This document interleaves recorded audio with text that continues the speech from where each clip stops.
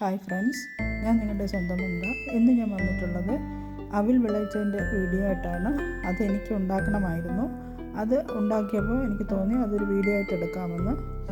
അതിന് നമുക്ക് വീഡിയോയിലേക്ക് പോകാം. അതിനായിട്ടൊരു പാൻ അടുപ്പത്ത് വെച്ച് 1 കപ്പ് ശർക്കര, 1/2 കപ്പ് വെള്ളം ഒഴിച്ച് ഒന്ന് ഉരുക്കിയെടുക്കാം.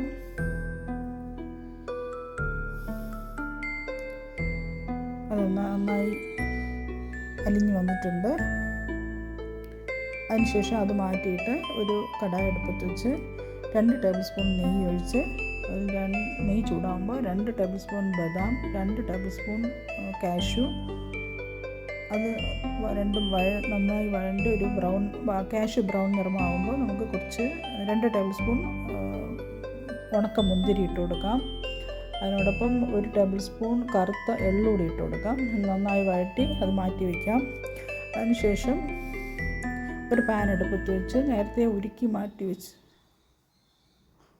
വെച്ചിരുന്ന ശർക്കര ഒഴിച്ച് അത് ചൂടാകുമ്പോൾ അതിൽ 1 കപ്പ് തേങ്ങ ഇട്ട് വഴറ്റാം.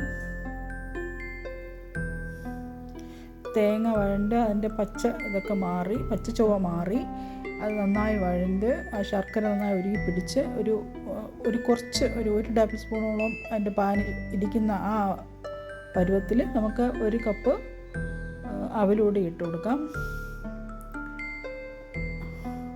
അതിന് അവിലിട്ട് വഴറ്റി അതിൽ അര ടീസ്പൂൺ ഏലക്കാപ്പൊടിയും 1/2 ടീസ്പൂൺ ചുക്കുപൊടിയും കൂടി ഇട്ട് അതിൻ്റെ കൂടെ തന്നെ നേരത്തെ വറുത്ത് മാറ്റി വെച്ചിരുന്ന കാഷ്യൂ, ബദാം അതും കൂടി ഇട്ട് വഴറ്റി സെർവ് ചെയ്യാം.